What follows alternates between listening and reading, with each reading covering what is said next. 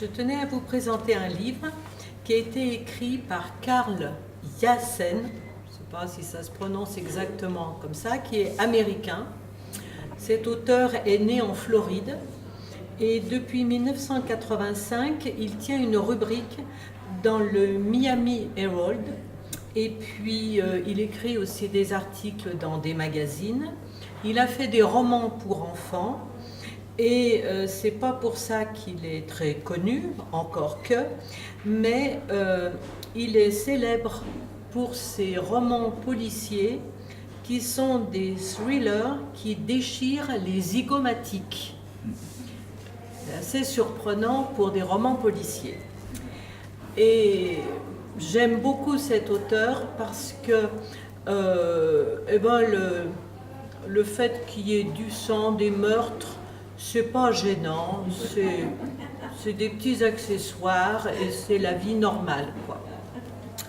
Alors les lieux sont très importants parce que tout se passe dans le sud de la Floride, Miami, la baie de Biscayne dont on a entendu parler pour les ouragans il n'y a pas longtemps, et c'est un milieu très fragile, très protégé. Et cet auteur dénonce les dérives de la société dans un secteur touristique qui est quand même très fragile.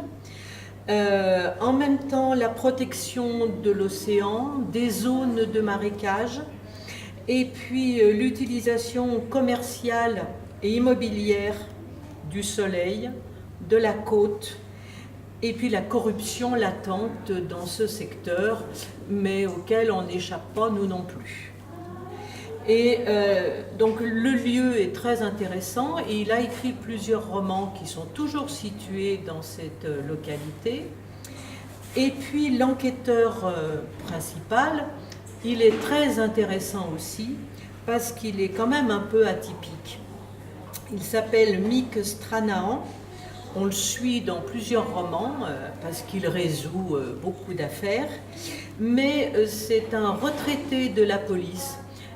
Il est retraité parce qu'il était un peu encombrant. Il a dégommé un juge ripou, par exemple, donc ça fait quand même pas bien dans le paysage. Et il est très fort, évidemment, il est très intelligent, mais il dérange un peu la hiérarchie policière, on va dire.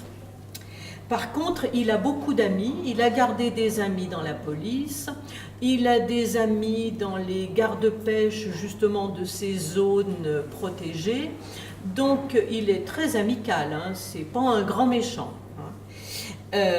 Et il habite une maison sur pilotis au milieu de la baie de Floride, hein, de la baie Biscayne, je crois. Voilà. Et d'ailleurs, il a un grand copain, c'est un barracuda qui est en dessous des pilotis de sa maison, qu'il a plus ou moins dressé à venir chercher un poisson tous les jours. Et un barracuda, c'est quand même pas très très intelligent, ce qui fait qu'un coup il se loupe et c'est un tueur à gages qui tombe dans l'eau et il lui arrache une main parce qu'il a cru que c'était un poisson. Hein. Voilà. Donc vous voyez, c'est des choses quand même qui sont un petit peu bizarres.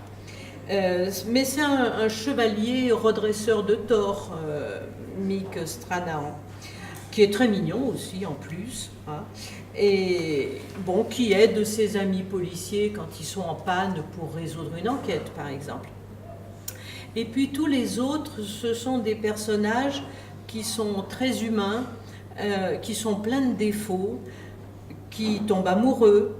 Par exemple, Stranahan, lui, il verse des pensions alimentaires parce qu'il a divorcé 6 fois, parce que toutes les fois qu'il tombe amoureux, il épouse. Et puis après, ça ne colle pas. Donc, il a des pensions alimentaires à verser à 6 ex. Ça fait quand même beaucoup. Elles étaient toutes serveuses parce qu'il faisait un fantasme sur les serveuses. Donc, les autres personnages, ils aiment l'argent. Donc, c'est d'abominables ripoux. Et puis voilà. Donc l'histoire de celui-ci, qui s'appelle Coups humains, c'est l'histoire d'un chirurgien esthétique, mais qui a une clinique très chère, donc qui a de gros soucis financiers. Il a beaucoup de clients parce qu'il est très réputé. C'est pas lui qui est le plus compétent dans la clinique. Donc il a loupé quand même pas mal de clients.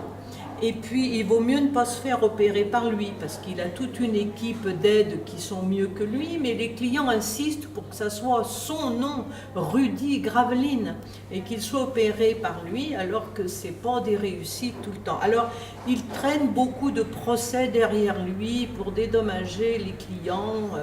Voilà, parce qu'il les opère du nez et puis finalement il leur enlève des problèmes d'intestin. Enfin, des fois il se trompe, mais vraiment d'une façon assez énorme. Alors, malheureusement, il a raté une cliente qui venait se faire opérer du nez et puis il l'a fait disparaître. Et on ne sait pas ce qu'elle est devenue, il n'y a pas de corps. Donc, en plus, il assassine une ex du détective Mix Tranaan, donc ça ne lui plaît pas. Donc il met son nez dans l'histoire pour chercher comment ça se fait qu'une cliente a disparu. Et puis il y a une belle journaliste de New York qui débarque, qui... Après, je n'arrive plus à me lire, c'est pas... Et puis il y a une infirmière qui a été témoin de l'assassinat, qui l'a filmé. Et puis, elle n'est pas très très courageuse, alors elle veut se faire changer le portrait pour ne pas être reconnue, parce qu'elle veut négocier la vente de son témoignage qui est sur un enregistrement.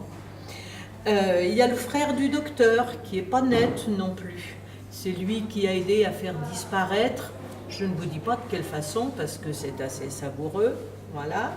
Il y a une fausse opération aussi parce qu'il y a une magnifique actrice qui pense que rien ne va dans sa morphologie depuis les seins, les fesses, la graisse, enfin voilà. Sauf qu'elle est extraordinaire comme femme. Donc il en tombe amoureux, le toubib, et il ne veut pas l'opérer puisqu'il n'y a rien à refaire.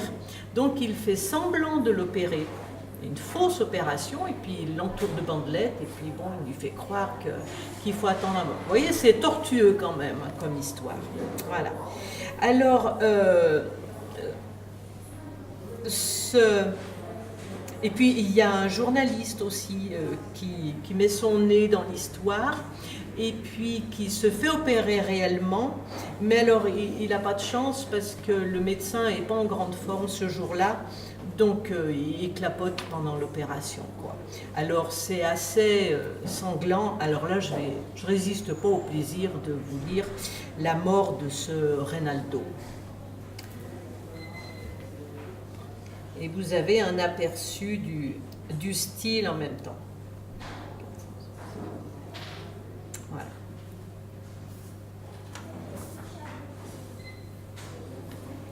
Donc il y a un journaliste qui pénètre dans la salle d'opération juste au mauvais moment. Donc le médecin chirurgien, il perd tous ses moyens. Déjà qu'il n'en avait pas beaucoup et qu'il loupait des clients, mais alors là, ça l'achève. Alors tout à coup, le docteur pivota, affronta directement la caméra. Il brandissait dans sa main droite sanguinolente un inquiétant instrument relié à un long tuyau de plastique. Cet appareil émettait un bruit très net de succion, le slurp-slurp des babines d'un animal qui lapait sa soupe. « À ton tour, mon gros-père !» L'ami de Willy montra le moniteur. « C'est toi qui l'as appelé mon gros-père ? Regarde !» Sur l'écran, le chirurgien se précipita en avant, ce tuyau pointu et glougloutant dressé. Il y eut un cri, suivi d'un coup sourd, puis l'image commença à sautiller et fut envahie par la neige. Willy pressa sur la touche « Stop ». « J'ai bougé mon cul », expliqua-t-il à son ami. « Il s'est jeté sur moi avec cette espèce d'aspirateur. Alors je me suis taillé. C'est pas moi qui te blâmerai, mec. Mais Ray, Willy éjecta la cassette du banc de montage. C'est ce qui m'a flanqué la frousse. Je suis monté dans la camionnette et j'ai mis les voiles, vu. Je me suis arrêté à la cabine la plus proche, et j'ai téléphoné à cette clinique. Donc je leur passe un coup de fil, sans dire qui je suis. Je réclame Reynaldo Flem en prétendant que je suis son frère. Je dois passer le prendre après l'opération. Je demande si je peux venir le chercher. On me met en ligne avec une infirmière qui veut comprendre de quoi il s'agit. Elle veut savoir pourquoi Reynaldo a utilisé un faux nom. Je lui réponds que j'en ai pas la moindre, que peut-être il était gêné, qu'il ne voulait pas dire qu'il s'était fait refaire le nez dans la rubrique potin des journaux. Alors elle me dit, eh bien, il n'est plus ici. Elle me raconte que le docteur, ce fameux Rudy Graveline, il la conduirait en voiture à l'hôpital du Mont-Sinaï. Voilà.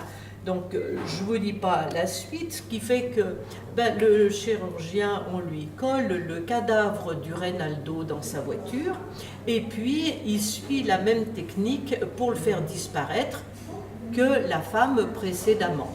Donc, vous voyez, on ne compte pas les cadavres, c'est pas très gênant, mais c'est assez sanglant et c'est rigolo.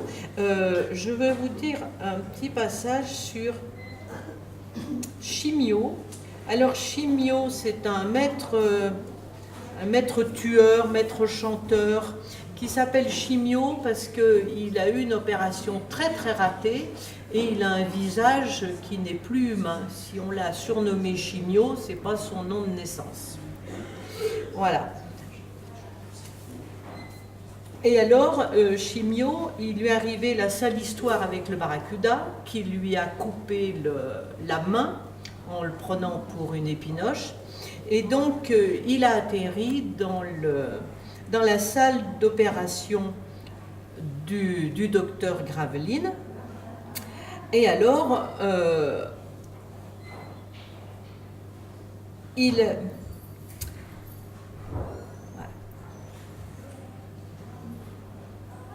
Alors, je vais commencer à l'endroit où Chimio dit qu'il a eu un accident de jardinage.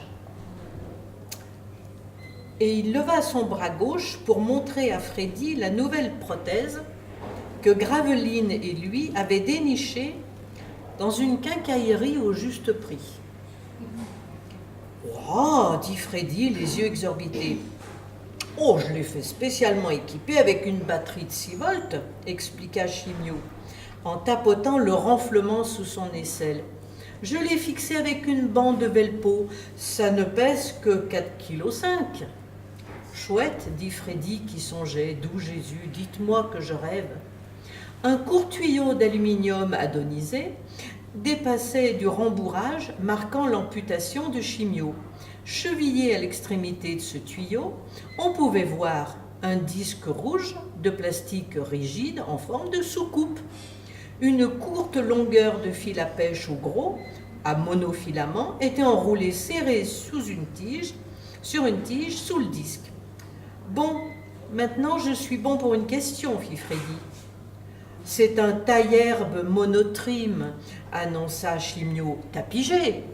Donc vous pouvez imaginer la tête et l'allure du tueur qui se promène avec un taille-herbe qui lui remplace une des deux mains. Voilà. Donc je vais m'arrêter ici parce que je ne veux pas vous dévoiler l'histoire, savoir comment il s'y prend pour retrouver il ne peut pas retrouver les restes du cadavre parce qu'ils ont été un peu éparpillés, on va dire. Mais c'est assez savoureux. Et puis, il s'en sort. Et puis après, il est prêt pour une autre enquête dans un autre livre. Voilà. Donc, c'est Karl Yassen et c'est Coups humains.